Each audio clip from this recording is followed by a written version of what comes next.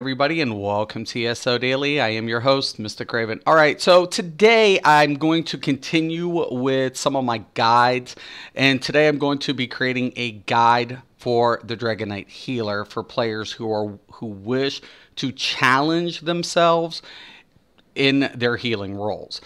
DK healer, or Dragonknight healer as it is probably one of the most challenging type healers that you can play in Elder Scrolls, but yet it is very rewarding nonetheless, and it is completely viable, I assure you. But today we're going to go ahead and get into it. I will go ahead and break everything down for all the players who are kind of curious how the DK healer works, what races are good, so on and so forth. So I'm going to be on the PTS for this, so we're going to go ahead and we're going to put in the Clockwork City. And I'm going to go ahead male. I never go female. Now, some of the races for DK healer. Now, there's a lot of options. Once again, same thing with majority of your healers.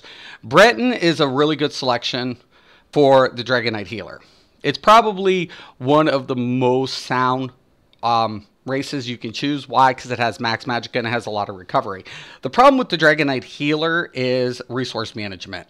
So the Breton offers a lot of the upfront capabilities that a lot of races don't if you're going to go with the Dragonknight healer. But if you want to go ahead and later on go with more of a DPS role with the Dragonknight healer, the Dunmer is probably your second best option because it gets a boost to fire damage, which Dragonknights deal a lot of fire damage. So the Dunmer is a great secondary selection if you're not wanting to go dedicated. So if you're wanting to go dedicated, you can go with the Breton. If you're going to go with DPS and then switch out for heal roles later on, Dark Elf is your secondary choice. Now, you can go with the High Elf. Problem of it is the Dragonknight, the High Elf really doesn't bring anything elemental-wise as much as you would think. It gets a boost to lightning damage. It has max magicka. It does have return. But once again, the electrical damage, the shock damage that the High Elf offers isn't really as good as you would think for the Dragonknight. Now, it's good for resource management. So if you wanted to go with High Elf and you wanted a lot more max magicka up front, High Elf is a good selection. Now, I made the mistake of going with the Argonian Dragonknight, and even though the Argonian makes a great tank Dragonknight, it actually is probably one of the least performing DK healer, even though you're going to get the passive for the potions. But if later on, if you're wanting to do a heal / hybrid tank or just straight tank with Dragonknight, Argonian is the best selection for that type of playstyle. But for this purpose, we're going to go ahead and we're going to go with the Breton, but those are your 4 selections. You can go Dark Elf, Argonian, High Elf, or Breton. But for this, I'm going to go ahead and I'm going to go with the Breton. I'm going to make sure I don't repeat my other mistake. Okay. Just going to put something random there.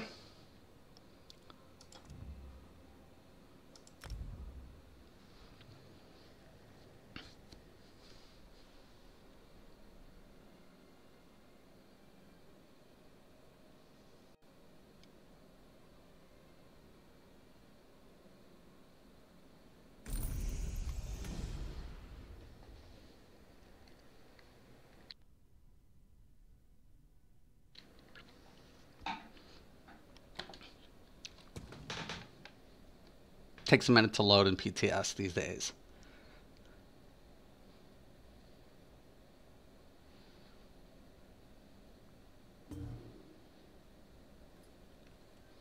Okay, so we have our Breton Dragonknight, and the first thing I'm going to go ahead and do is I'm just going to allocate my points. Now, this will change depending on what gear you're running and how you enchant your gear. But we'll just go ahead and put everything into max magic for now. But I do always recommend between 19 and 20k for vet content. So let's go ahead and we'll start off with the passives for the Breton. Now, once we get Gift of Magnus, we're going to increase our max magicka by 10%. That's very significant. Also, we're going to get another boost to our spell resistance. and we're going to get a cost reduction, which is really nice considering the Dragonknight's resource management. So this is going to be the perfect type of opportunity, but keep in mind, like I said, you can go with the High Elf for return and max magicka. You can go with the Dunmer, max magicka and fire capabilities, or you can go Argonian. But I just like, if I had the choice again, I'd probably go with the Breton on the PC. But I made the mistake of trying out the Argonian because of the heal boost. But DK's, you know, healers need more sustain in their max magicka, and Argonian offers less. So let's go start off with the Ardent Flame. Now, there is nothing in here that's going to benefit the Dragonknight except Inferno. The reason why is when you go here, you're going to see the skill morph to Cauterize. Now, what Cauterizes does is if the fireballs heals allies instead of damaging the enemies. So when you activate it, every 5 seconds, one of these fireballs are going to go out, and that lasts for 15 seconds. So 3 fireballs will fire out, healing low-end targets. And it's really nice because when you slot it, you also gain your Major Prophecy, increasing your spell and your spell critical rating by 2,191. So we're always going to take the Cauterize for the DK healer. Okay, now we always want to go ahead, no matter if we're going to be using these passives, we want to unlock them. Okay, we're going to go into Dragonic Powers. Now, once again, there's not a lot that you can really use in here for the DK healer, except if you're wearing the Twilight's Remedy. Dark Talons does come in handy because this passive, the Burning Talons, can activate, the synergy can activate that armor set bonus. So it does come in handy in trials if you're going to need an extra synergy. So, really nice. So, also we're going to go ahead and go to Inhale. Now, a lot of times, Dragonites don't have a lot of Magicka return. So, the Draw Essence can come in handy in your 4-mans, but in trials, you're never really going to use it. So, excuse me, I pick it up just in case. Now, once again, I want to unlock these passives. It's really important. And then I'm going to go into the Earth and Heart. And then I'm going, this is where a majority of the Dragonknight healer's abilities come from, is this right here. So we're going to go to Stone Fist. Now, when we go ahead to the morph, we want the Obsidian Shard. Now, the Obsidian Shard deals very little damage, but it heals you or an ally near the enemy. Now, this is the most powerful heal that the Dragonknight will actually have later on in the game because it's going to heal for 1,782 per hit. Really significant in the long run. So we want to go ahead and take the Obsidian Shard. Also, I like to take the Molten Weapons, and I will rotate this out of my build accordingly and depending on what I need, because what I like to take is the Ignis Weapons because it can offer the buff to the party, you and the party members. So if there's a lot of party members who don't want to go ahead and put on a buff or a builder, this allows them to deslot that. You keep the buff going up, and then they can put on another damaging effect, thus increasing their DPS spikes. So it's an option. Another big one is the Obsidian Shield. Now, Obsidian Shield scales health, right? So the more health you have, the better the effect. So Dragonknight healers actually have less health than a typical tank. But the Ignis Shield, what you want to do is you want to mitigate, then heal the difference. Also, it's going to give you a form of Major Mending. So when you go ahead and cast that, you're going to get the Major Mending, and you can follow up with a heal effect that actually is going to be more beneficial for the Dragonknight healer role. So we're going to go ahead and take that Ignis Shield. Right? Now, there's nothing really else within Petrified or Ash Cloud. But once again, we want to go ahead and we want to take these passives. Okay, now going down once again, if you're not going to run a monster set, you can pick up the Resto Destro like most healers do. Why? Because you want to go ahead and grab that Elemental Drain. If you're going to run a Resto Destro, it's going to go ahead and give excuse me, the Minor Magic Steel, and that benefits the party. But once again, you want to go ahead, Morning Rock, you want to go ahead and unlock all of these. Right, And now we're going to go into Resto Staff. Now, Resto Staff is always a necessity for all your healer roles. If you're not running a Resto, I don't know what you're doing as a healer. Now, if you're going with a hybrid build, that's one thing. But if you want to be a dedicated trial runner or a dedicated vet healer, you want to make sure you're unlocking Resto Staff abilities. Now, Pansear is a real great ultimate. Once again, if you're going to need it, there are times that it does come in handy. Life Giver's great morph, and so is Light's Champion. I like the Light's Champion because it offers major force and the major protection. That increases the critical damage done. That's why I kind of like the Light's Champion. Also, I like the Grand Healing with the Healing Springs, Resource Management. Now, regeneration. I'm always going to go ahead and take the Mutagen as an option just because it has a hot and it has a cleanse. It heals for the less amount, but the cleanse really comes in handy in certain mechanics. Okay, now once again, Blessing of Protection, I always go Combat Prayer. Not to say Blessing of Restoration is bad, but Combat Prayer offers the Minor Berserk, increasing stamina, increasing DPS significantly. So I always take the Combat Prayer. Steadfast Ward. One of the best things about DK Healer is the mitigation that goes into the champion points in the Bastion. So Steadfast Ward and Healing Ward morph is so beneficial to the DK healer, it's ridiculous. Now, let's say you're going to go with dual swords or sword and board, which I like, and you're not going to go with the Destro. Force Siphon becomes a really good option for you because now you can get Siphon Spirits. It does have a 2-second cast time, but it does apply the Minor Magic Steal, and that comes in handy for all the non-Templar healers out there. So I'll go ahead and take that if need be, depending on who needs what, and if I'm rolling if I have Magicka players on my team, or if the tank's more Magicka. Okay? We're going to unlock those passives as well. Now, when we're going to go ahead, we want to go down to the Undaunted next, and we want to take a look at Neurotic Orbs. Now, keep in mind, this is one of the things that all non-Templar healers are really going to need because we don't have shards. So, Neurotic Orbs becomes very beneficial. You can take the Mystic Orbs, which increases the damage, but as a DK, I lack a certain amount of heals. So, lately with my Dragonknight healer, I've been really going towards the Energy Orbs. It's going to go ahead and heal as it's floating around, and it offers a synergy which gives stamina and Magicka return when they go ahead and synergize with it. So I always take the Energy Orbs. Then once again, we want to make sure we have those Undaunted passives unlocked. Now going into Assault, you want to PvP sometimes because you're going to want this Warhorn. When you go with the Warhorn, in a lot of trials, they're going to have a Warhorn rotation, and you're going to want the aggressive Warhorn. All right? Going down into support, once again, love the barrier. I usually go with the Reviving Barrier. It shields and heals. And then when I go into the Magical Aid and pick up this, I'm getting an extra 10% to have it slotted towards my return. Now, that's pretty much a lot of your base skills for the Dragonknight healer. Now, going into the gear, we're going to go into dungeon sets, light armor. Okay. Now, there's a lot of options that you could take. You could go with Sanctuary. Sanctuary is great because it gives you a lot of health, healing taken, max Magicka, and it also increases healing received by 12%. But they have to be within 10 meters. That's why I don't usually run Sanctuary a lot on a lot of my healer. Excuse me. Excuse me. Still recovering. Sanctuary is a good option. It is really good. Light Speakers is a good ability for beginning healers that's trying to acquire their Spell Power Cure. So until you get Spell Power Cure, Light Speakers is really a great and strong Resto Staff set. Can't say anything bad about that.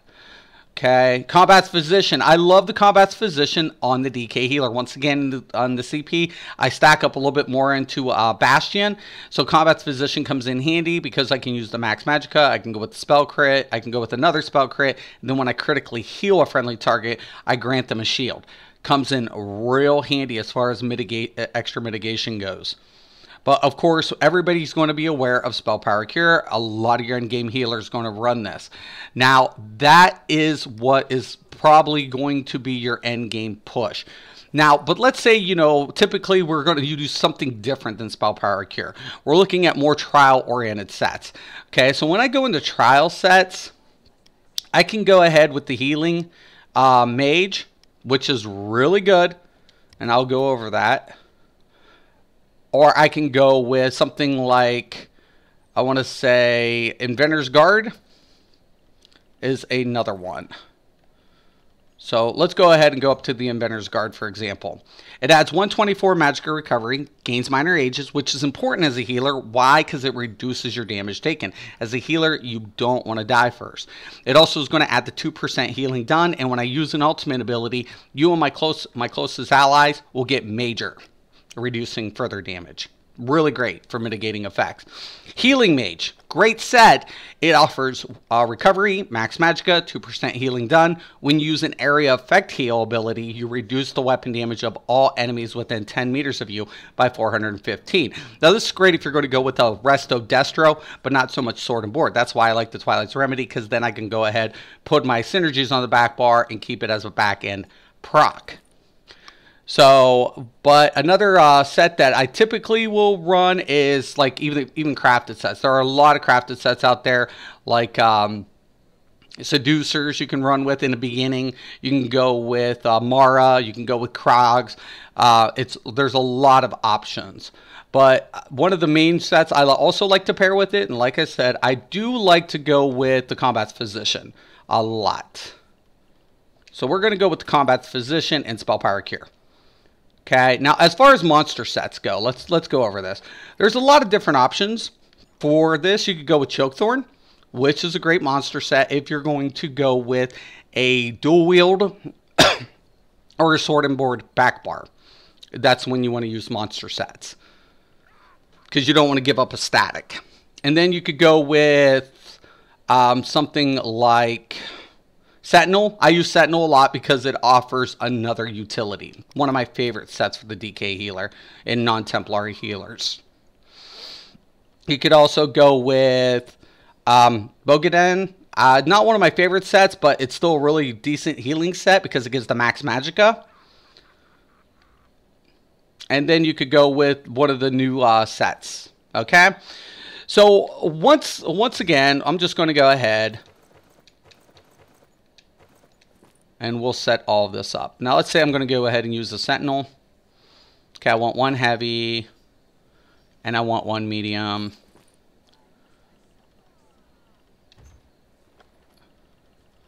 We're going to use the jewelry. We're going to use weapons.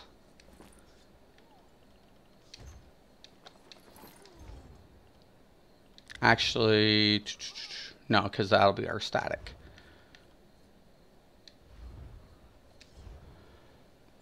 Okay. So we're going to put on our Spell Power Cure. We're going to put on our Sentinel.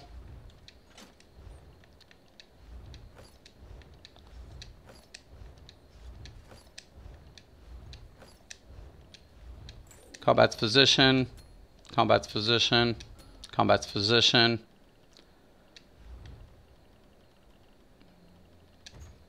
Okay, I like this, the sword and board.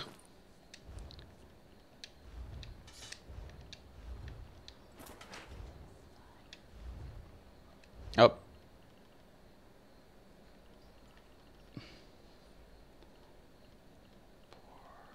And I need a Combat's Physician staff.